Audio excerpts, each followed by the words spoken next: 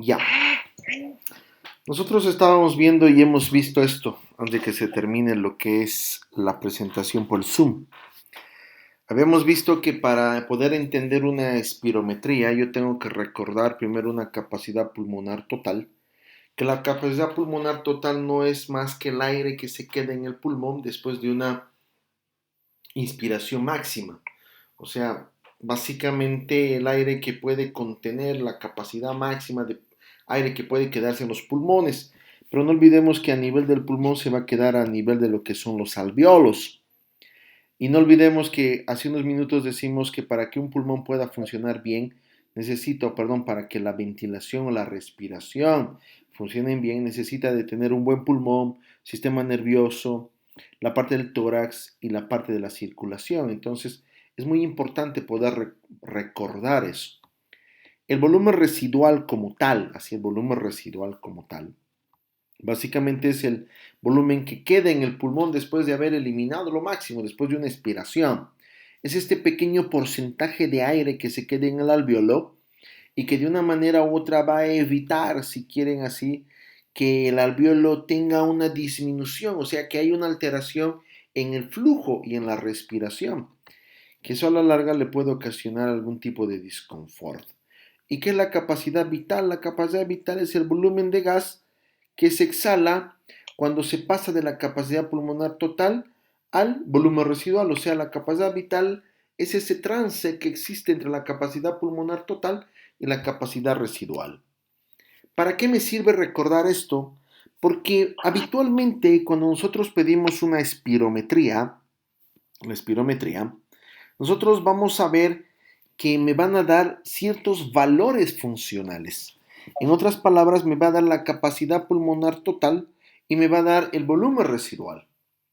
Pero la relación que existe entre la capacidad pulmonar total y el volumen residual me va a dar un pequeño resultado, si ustedes quieren denominarlo, que es el volumen expiratorio forzado o el volumen de gas expirado durante el primer segundo de la expiración, ya que se denomina BEF1. ¿Para qué me sirve el BEF1? El BEF1 es para poder interpretar la capacidad o la diferencia que tiene el pulmón, tanto en la capacidad pulmonar total como en el volumen residual. Y de esa manera, el BEF1 me va a indicar, me va a orientar a pensar en una enfermedad propiamente desde el punto de vista obstructivo, ¿ya? O desde el punto de vista restrictivo. Que eso a la larga, si vamos a encontrar un paciente fumador, un paciente con disnea, un paciente cianótico, un paciente que tenga alteraciones en la ventilación alveolar y por ende tiene alteraciones en el flujo resistencia, y que yo puedo llegar al diagnóstico de un enfisema, puedo llegar al diagnóstico de una enfermedad pulmonar obstructiva, cuando yo hago una espirometría, el BEF1 me va a decir, tu paciente tiene EPOC leve, dale esto. O tu paciente tiene un EPOC grave, dale esto. Entonces, para eso me sirve conocer tanto la parte del volumen de gas expirado durante el primer segundo de la expiración versus la capacidad pulmonar total o el volumen residual, que es simplemente un tipo de componente matemático, si ustedes quieren denominarlo. Cuando yo encuentro una espirometría, lógicamente voy a tratar de buscar algo alterado. La espirometría alterada me va a dar dos patrones. Me va a dar o el patrón restrictivo o me va a dar el patrón obstructivo. Lógicamente es muy diferente. Restricción, si vale el término, evita, limita el aire, ya sea en la entrada o en la salida. Y obstructivo, simplemente no hay aire. No hay un intercambio, no existe. Por ende, el paciente va a tener diferente sintomatología, pero también puede tener una clínica similar. Entonces, para eso me sirve este tipo de estudio. Lógicamente, cuando yo encuentro un patrón obstructivo, ¿qué voy a encontrar a nivel de lo que es la gasometría? Voy a encontrar una disminución del flujo expiratorio. O sea, mi paciente, cuando esté haciendo la gasometría, le van a decir, inspira, va a meter aire, pero cuando le digan expira, simplemente va a tener menos fuerza. ¿Por qué va a tener menos fuerza? Porque algo está obstruyendo, algo está tapando, algo tiene que vencer mayor lo que es la parte expiratoria del mismo. Lógicamente, va a haber una disminución en lo que es la relación de la fuerza de expiración al primer instante, si quieren denominarlo, versus la capacidad propiamente funcional. Entonces, hay una disminución. Entonces, ¿qué quiere decir? Que mi paciente no está pudiendo exhalar al primer minuto con fuerza y por ende su capacidad ventilatoria está disminuida. De esa manera voy a tener alteraciones en lo que es CO2, oxígeno. ¿Y cómo voy a poder compensar eso? Porque la capacidad pulmonar total va a estar aumentada. O sea, su paciente va a tener una capacidad pulmonar aumentada. Al tener una capacidad pulmonar aumentada, ya su paciente va a denotar algún tipo de alteración a nivel lo que es propiamente la parte anatómica. Tal vez su paciente tenga un tórax en tonel y es de esa manera que voy a poder identificar algún tipo de alteraciones solamente desde el punto de vista semiológico. El volumen residual también va a estar aumentado. ¿Por qué va a estar aumentado? Por el atrapamiento de aire. O sea, el paciente va a tener mayor cantidad de oxígeno dentro de su cuerpo y va a tener menos cantidad de CO2, porque el volumen residual no le va a haber el intercambio y lógicamente ya que me está ocasionando una alteración funcional, una alteración propiamente denominada shunts, que eso es lo que me dice la parte propiamente literaria. Cuando yo encuentro un patrón restrictivo, o sea, algo me está frenando, algo me está evitando, voy a tener dos tipos de patologías en las cuales yo tengo que pensar cuando tengo un patrón restrictivo, que lógicamente va a depender de la localización de la enfermedad, que pueden ser una enfermedad del parénquima pulmonar, que lo más común es una neumonía, o va a ser una enfermedad extraparenquimatosa, que lógicamente al tener extraparenquimatosa probablemente sea un problema pleural. Entonces, de esa manera yo voy a tratar de identificar o ver estas características, lógicamente. Ahora, ¿qué me dice? Me dice lo siguiente. Van a existir una disminución de los volúmenes pulmonares cuando yo tengo un patrón restrictivo. Esa disminución de los volúmenes pulmonares, ¿qué me va a ocasionar? Me va a ocasionar alteración en la capacidad vital y alteración en la capacidad pulmonar total. O sea, voy a tener una alteración en la inspiración, pero también voy a tener una alteración en la expiración y en lo que queda en el pulmón. De esa manera, las patologías extrapulmonares o extraparenquimatosas se va a manifestar tanto esta alteración en lo que es la inspiración y en lo que es la expiración. Entonces, de esa manera el paciente va a tener algún tipo de disconfort, se va a sentir alterado, se va a sentir con falta de aire. Cuando nosotros pensamos en una enfermedad del mismo parénquima, voy a encontrar un volumen residual disminuido y lógicamente va a estar conservada la velocidad del flujo respiratorio. O sea, su BEF1 va a estar normal, pero su volumen residual va a estar disminuido. Muy diferente a esta otra, donde en esta otra su volumen residual está aumentado, ya está aumentado, y lógicamente hay una alteración en lo que es el BEF1. Acá el BEF1, si vale el término, está conservado, pero el volumen residual está disminuido. Entonces yo tengo que ver eso en una gasometría. Y la gasometría, ya les voy a dar una foto, vamos a ver una foto. Ojalá nos pueda ver porque el Harrison no dice la parte de una gasometría, porque eso ya deberían ustedes haberlo visto en fisiología. Pero si nos da tiempo, ¿por qué no recordarles o por qué no enseñarles si no saben lo que es una gasometría? Y de esa manera poder interpretar, porque es una prueba fácilmente orientativa. Cuando nosotros hablamos de las enfermedades respiratorias, lógicamente hemos visto que tengo obstructivas y que tengo, lógico, la parte parenquimatosa y la extraparenquimatosa.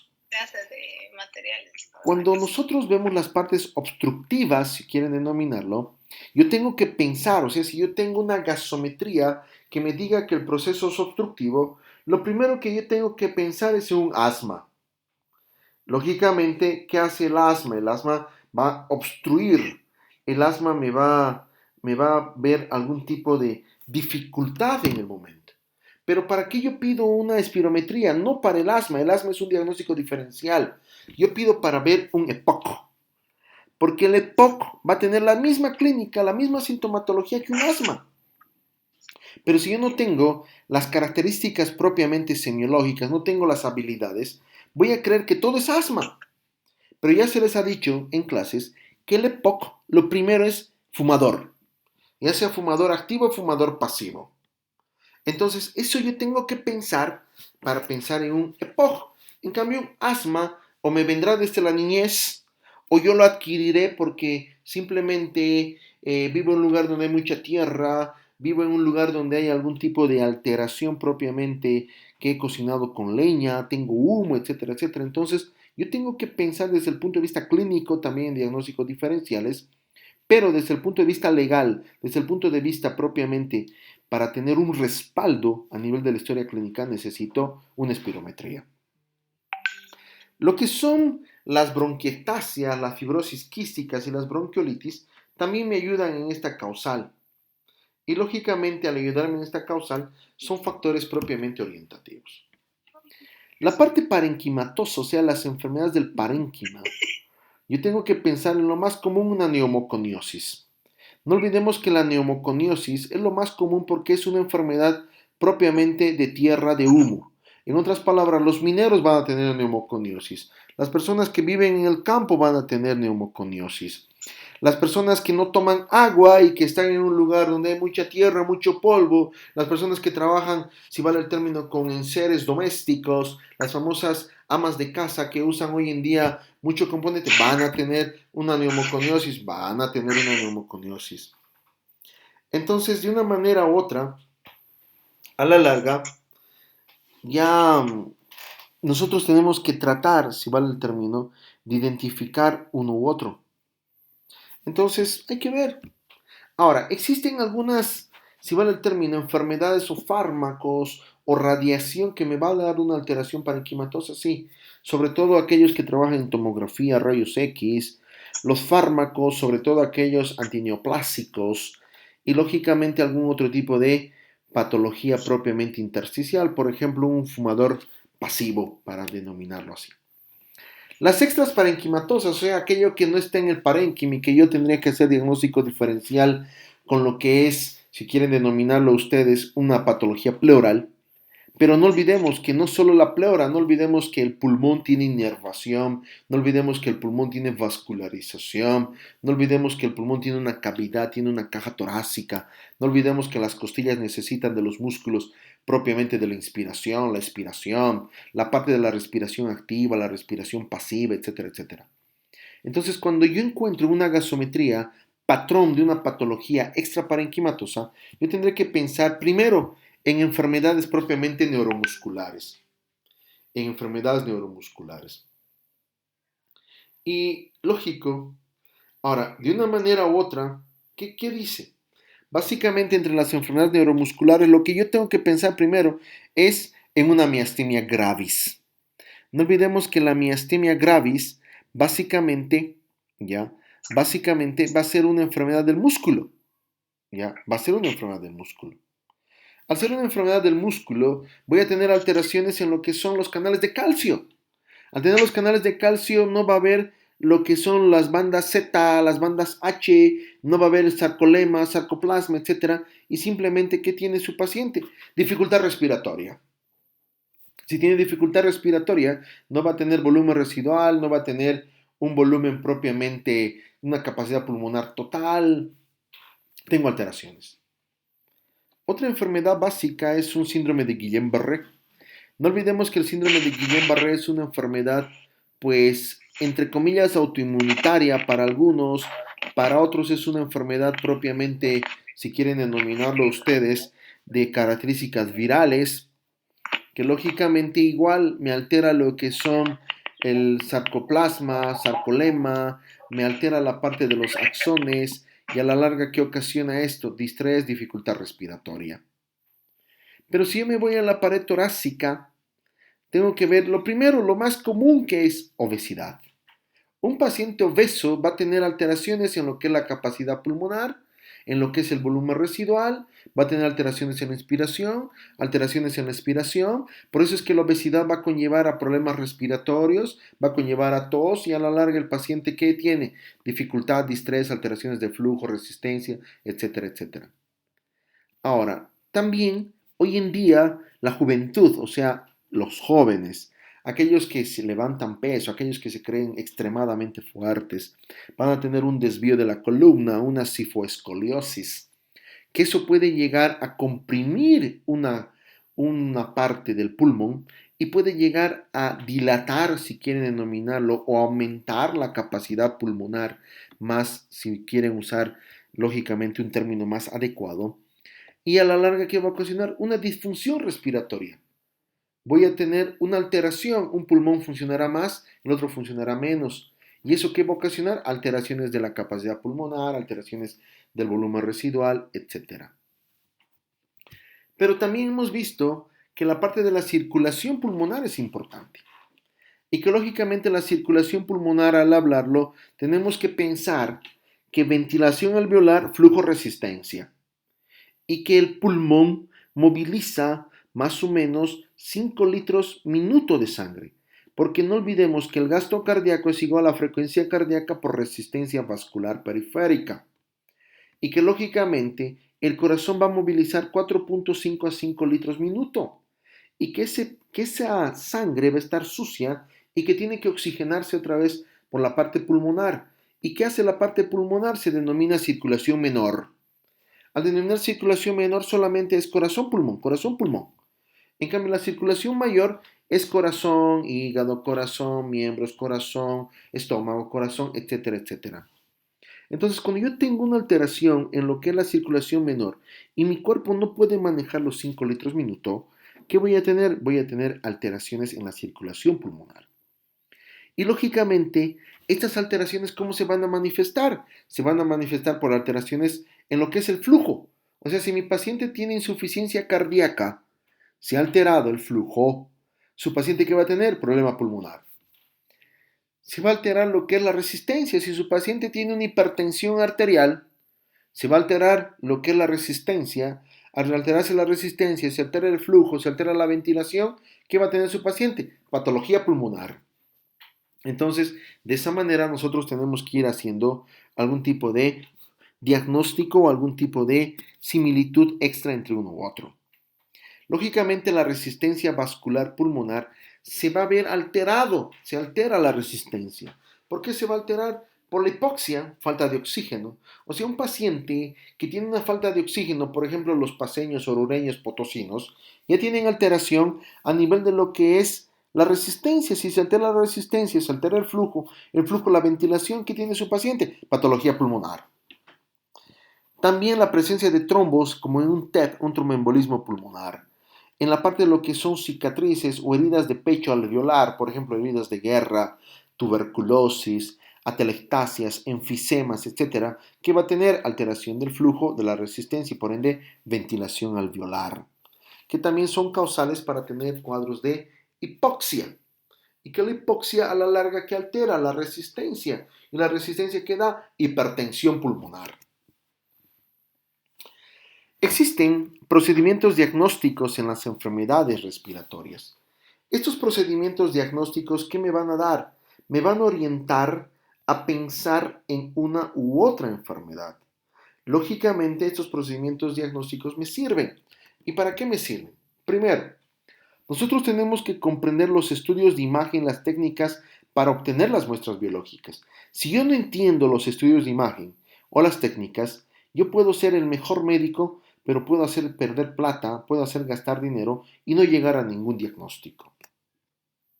Lógicamente, los estudios de imagen más habituales, como se los he dicho, y esto es para recapitular, así lo vamos a denominar, está una radiografía de tórax, donde en la radiografía de tórax nos va a poder orientar la parte propiamente anatómica funcional del pulmón, la parte de lo que es la pleura, la parte de lo que es la parte de la silueta cardíaca, la parte de lo que es la parte de los ápices, la parte de las bases del pulmón, etcétera, etcétera. Lógicamente, la parte de la radiografía de tórax, el paciente tiene que estar en decúbito, o sea, el paciente tiene que estar parado, de pie. Tiene que hacer una proyección, que lo más común es la PA, ¿verdad? Donde mi paciente va a tener algún tipo de, si vale el término desde el punto de vista radiológico, algún tipo de característica propiamente del imagenólogo. Pero en este tipo de proyecciones también tengo que pedir las partes de las proyecciones laterales.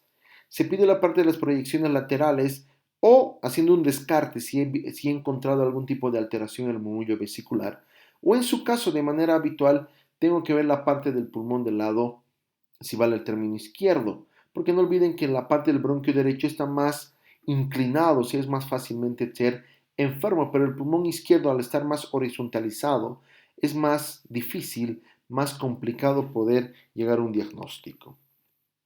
Si ustedes ven acá, en la imagen está lógicamente una lateral, está una PA y el paciente cómo se pone. ¿Por qué es PA? Porque es postero anterior, o sea, la imagen entra por detrás y va hacia adelante.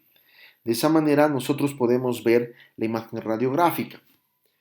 Para poder ver eso, nosotros imaginamos y pensamos en qué. Primero, una imagen radiográfica muy bien tomada, así, una imagen radiográfica muy bien tomada, nosotros tenemos que contar entre 7 a 10 costillas. Cuando nosotros contamos entre 7 a 10 costillas, lógicamente, ¿qué quiere decir eso? Que la imagen está bien tomada. Primero. Segundo, nosotros tenemos que ver la parte de la columna, tratar de identificar las vértebras. Si nosotros podemos identificar, podemos ver, podemos tratar de hacer o ver las vértebras, la imagen está bien tomada, la placa está bien tomada. Si yo no veo, no identifico las vértebras, la imagen está mal tomada. Si no son 7 a 10 costillas, la imagen está mal centrada. Entonces son cosas que yo también tengo que ir conociéndolo, que seguramente ustedes ya lo conocían, ya lo sabían, ya lo han visto y a la larga eso les ocasionaba algún tipo de, les estoy recordando, si ustedes quieren nominarlo, para uno o para otro. ¿Ya?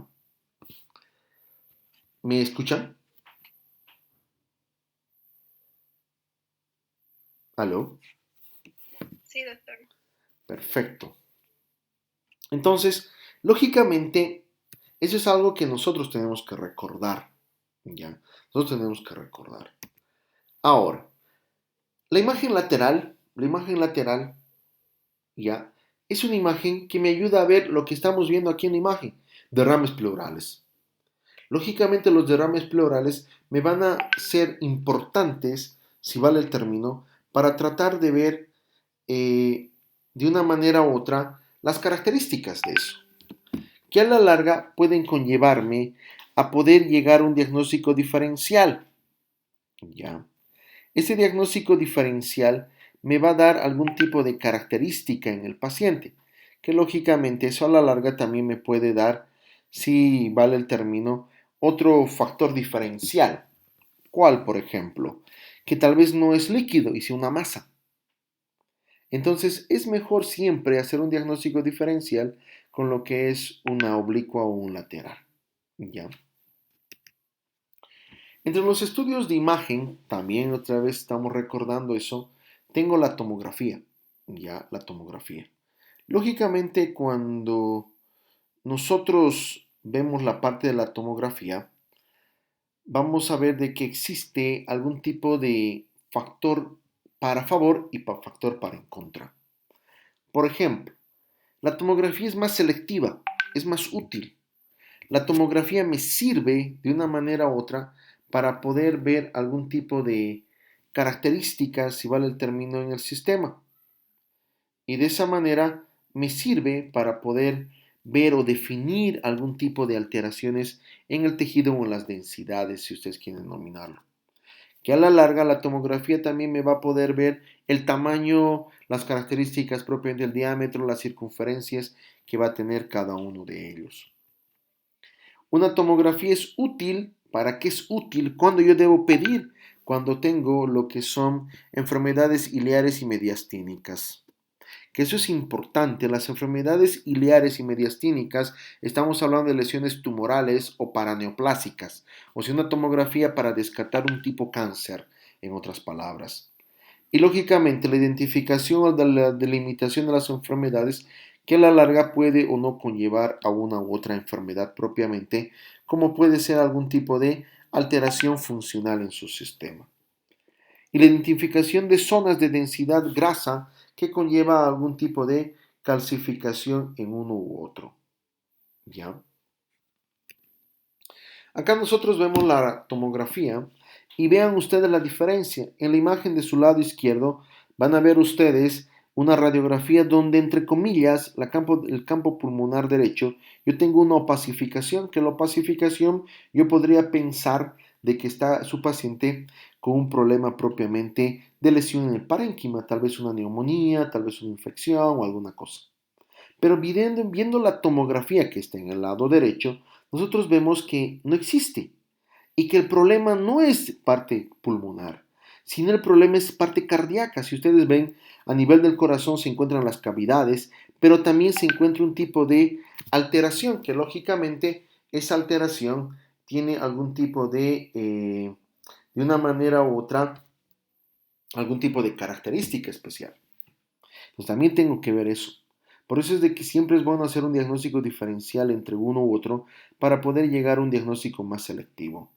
Porque a veces lo que la imagen radiográfica nos puede orientar no es real, pero nosotros tenemos que hacer siempre un diagnóstico diferencial o pedir una tomografía en caso de duda. Lo mismo acá. Ustedes vean acá, esta es una propiamente, la parte de la derecha, es una imagen tomográfica con cortes en 3D donde nos ve la imagen. Si ustedes vean ahí en la parte del lóbulo superior del campo pulmonar derecho, una masa muy cruenta, una masa muy bien establecida, que lógicamente me está ocasionando un problema, que si yo voy a seguir la parte bronquial puede ser un problema broncopulmonar.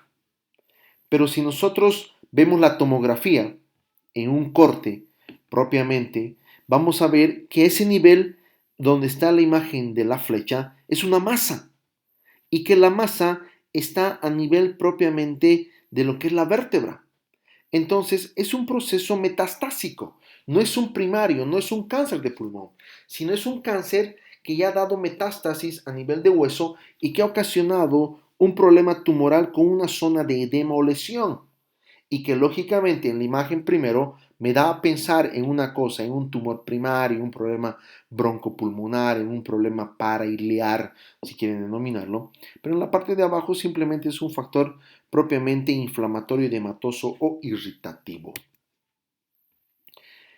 La resonancia magnética es el boom de la parte de lo que es el estudio general de la parte esta de la imagenología, donde la resonancia magnética nos va a poder identificar el parénquima pulmonar, la resolución espacial y lógicamente es más ideal para poder ver diagnósticos diferenciales. Lo bueno de la resonancia magnética es que yo puedo hacer una reconstrucción en todo lo que yo pida. Puedo hacer un corte, una reconstrucción del plano sagital, coronal, transversal, etcétera, etcétera, que eso a la larga me puede conllevar a un tipo de mejoría en el cuadro. Si ustedes ven acá, la resonancia magnética me puede hacer los diferentes cortes.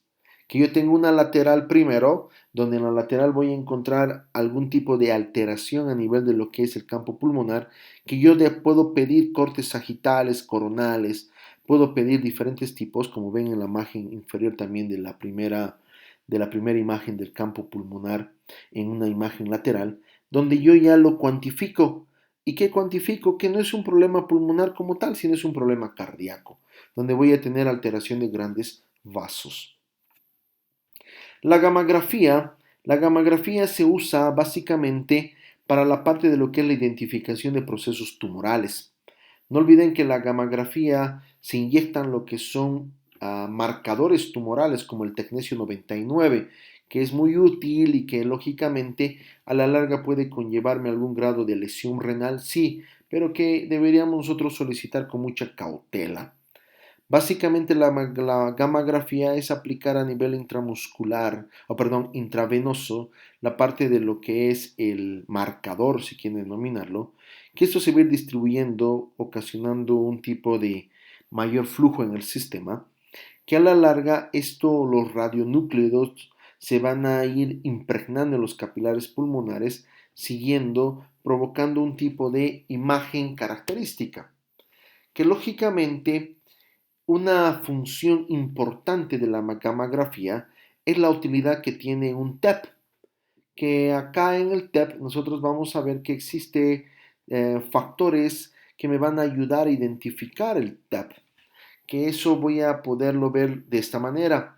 Nosotros vamos a ver la parte del campo pulmonar, si vale el término, en la parte derecha, donde está ahí con colorcito rosado, medio brilloso. Ese es el estudio propiamente gamagráfico, que nosotros vamos a encontrar, si ustedes ven en la misma imagen del lado derecho, en la parte media, como una especie de un nódulo bien amarillo con una circunferencia roja, quiere decir que en esa parte está existiendo mayor acúmulo, si vale el término, del componente que se le ha puesto, en este caso del tecnecio, y que esa es una zona donde por la parte vascular simplemente está llegando o se está acumulando. Entonces, en esa zona yo tengo un proceso obstructivo y el proceso obstructivo me va a denotar la lesión o me va a denotar o me va a pensar en un TAP.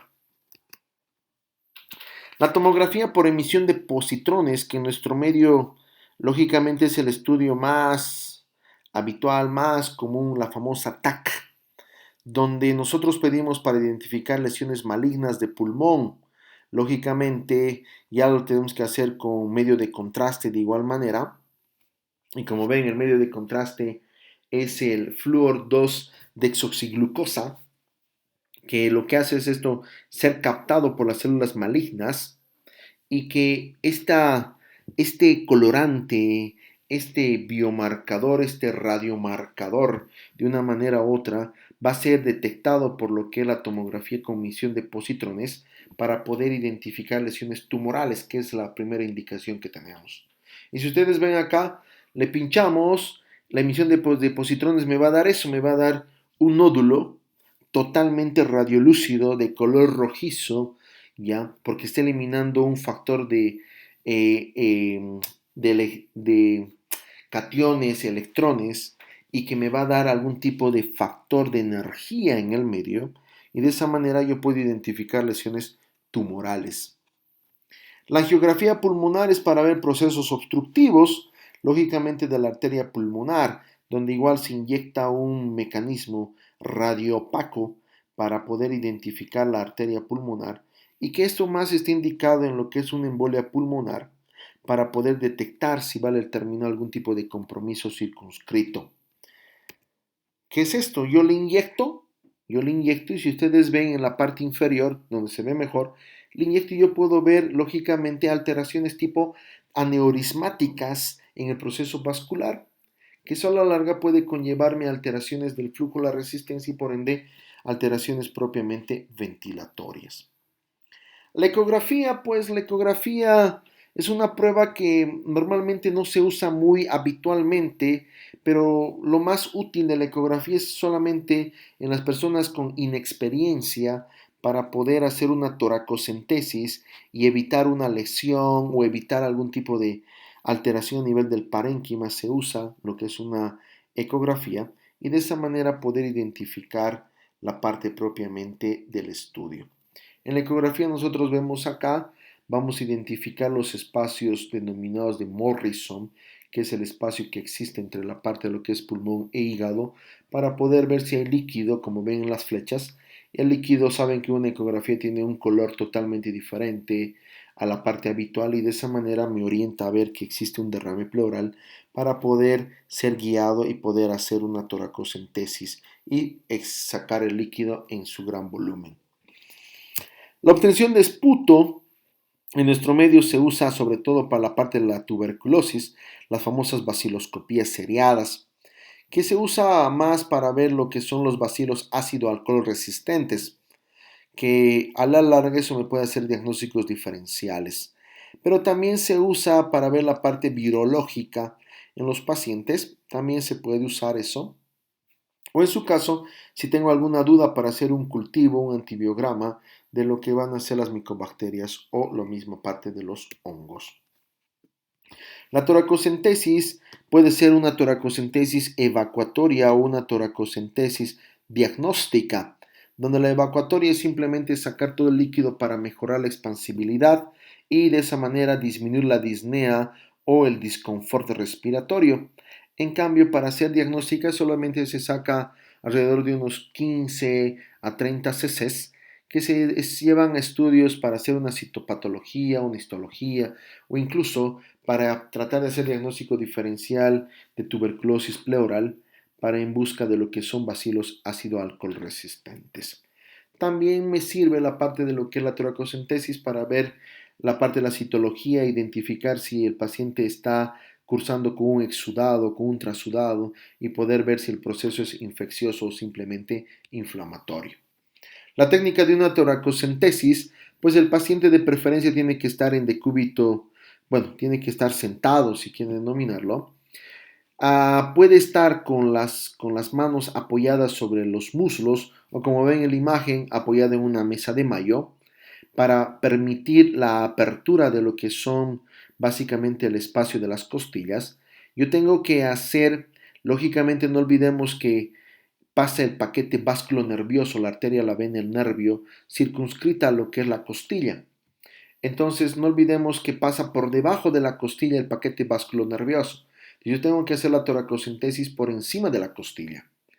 Hay varias técnicas que seguramente ustedes les han enseñado, si no, tienen que recordar que es instilando un poco de anestesia y posteriormente cambiando la aguja, yendo a hacer un tipo de, si vale, de un poco de resistencia a nivel del émbolo para poder ver la salida de secreción, la salida de líquido y posteriormente dejarlo a caída libre o en su caso tratar de hacer una presión muy baja en el mismo proceso.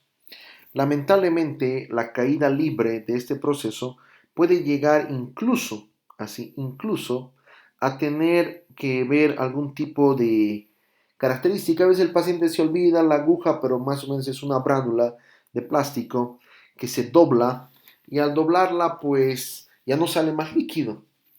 Y a veces se le delega esa función al médico interno y el médico interno ya también porque es muy apurado, porque simplemente no le gusta estar ahí sacando con mucha cautela o mucho cuidado, lo saca muy rápido, alterando fácilmente las presiones y ocasionando algún tipo de problema a nivel de lo que es la expansibilidad del pulmón.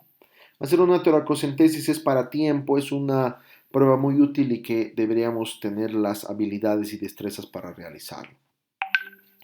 La broncoscopía como tal, pues es un procedimiento, como ven ahí en la imagen, es como una endoscopía donde al paciente se le mete un tubo. Al meterle un tubo podemos ver la parte bronquial, la parte respiratoria, identificar masas, identificar procesos propiamente a nivel bronquial. La pena de la broncoscopía es que yo tengo dos. Como ven ustedes acá en el lado izquierdo, tengo los rígidos, que son más complicados, son más antiguos, y tengo los flexibles, que son los mejores, la diferencia económica, la diferencia de destrezas. Entonces son características que también tengo que ir yo identificando, tengo que ir viendo.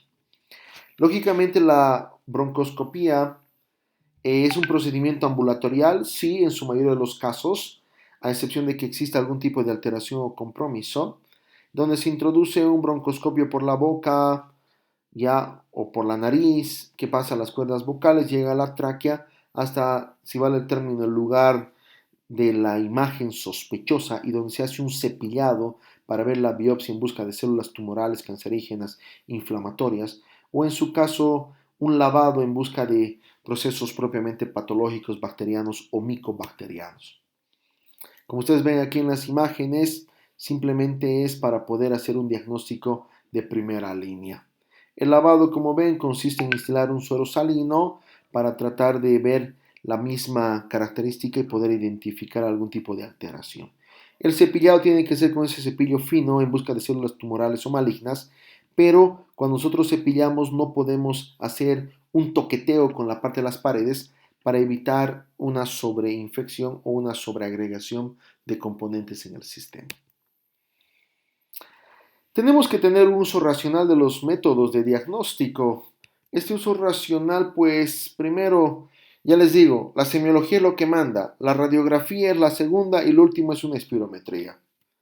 Lógicamente, cuando yo ya tengo otras características, paciente que tuese 3 semanas, paciente delgado, paciente con diaforesis, paciente con caquexia, etcétera, le sacaré la semiología, una placa de tórax y le pediré una prueba de esputo. O sea, ya no le voy a pedir una espirometría porque ya mi cabeza está pensando que el paciente tiene una TBC. Entonces yo tengo que tratar de siempre tratar de identificar algún tipo de alteración. Lógicamente, la prueba imagen o la prueba básica es una radiografía del pulmón. La radiografía del pulmón, pues yo tengo que ver lo que ustedes ven ahí. La radiografía del pulmón, lo más habitual es la posterior anterior y la lateral, como ya se los he explicado, que me sirve para ver lo que es el parénquima, la pleura, los pulmones, la vía aérea. Y ya también se les ha dicho que si yo tengo alguna imagen sospechosa en lo que es la radiografía, pero no tiene síntomas, entonces tengo que pensar en enfermedades parenquimatosas, que probablemente la infección ya está pasando y que en algún momento el paciente ya se está autolimitando o se está cronificando. La tomografía también, como ustedes ven ahí, se les acaba de comentar, la tomografía me sirve para ver procesos propiamente tumorales. Pero si yo quiero saber con mayor exactitud, una gamografía. Entonces, ven, yo tengo que hacer siempre pensar en todas esas causales para poder ver. Lógicamente, una tomografía más se usa para, como ven ahí, cáncer pulmonar, nódulos pulmonares o lesiones propiamente de la pared. La resonancia magnética es lo más carito, lo más útil, lo más importante. ¿Qué es lo bueno de la resonancia magnética? Que me puede, si vale el término, reconstruir en imágenes 3D, ya sea de cualquier tipo de corte que yo quiera, ya sea sagital, coronal, transversal, y me sirve para ver propiamente lesiones a nivel de lo que es los ápices pulmonares, me ayuda para ver la parte cardíaca también incluso, y también me ayuda a un diagnóstico diferencial entre lo que es un proceso vascular y no vascular. La gamografía, como les he dicho, es para ver procesos tumorales básicamente. Como recuerdan en la imagen, se torna de un color medio chillón, medio, si vale el término, guindo, violáceo, que tiene una característica propiamente más específica de ver un TEP o una embolia pulmonar. La tomografía por emisión de positrones, que también lo acabamos de ver, que simplemente es para ver lesiones tumorales o malignas. La angiografía para ver procesos de obstrucción, como ven acá, también hay procesos obstructivos como malformaciones arteriopulmonares y, lógicamente, alteraciones del sistema. El esputo, que lo más habitual es en este medio en Bolivia, la tuberculosis, que es para ver secreciones del sistema traqueobronquial. La aspiración con aguja percutiana que se puede hacer por una ecografía guiada, que eso es para diagnóstica, nunca evacuatoria, que es para ver lesiones pequeñas, sugestivas de lesiones tumorales, pero que lamentablemente es operador dependiente y no es 100% fidedigna o real. La toracocentesis, como les digo, hay que tener experiencia, ustedes como futuros médicos tienen que tener las habilidades para hacer una toracocentesis, porque habitualmente la patología pulmonar siempre se asocia a un derrame pleural o en su caso algún tipo de trasudado o exudado que puede tener el paciente en el espacio propiamente pleural. La broncoscopía hemos dicho que es una broncoscopía puede ser rígida o flexible y que me sirve para poder hacer diagnósticos cepillados, pruebas propiamente de biopsia, etcétera, e incluso para la extracción propiamente de cuerpos extraños. La cirugía torácica, pues en casos muy especiales, sobre todo cuando tengo algún tipo de patología de tórax, cáncer, tumores, cuando tengo presencia de líquido, sangre, en este caso un hemotórax, también es muy importante.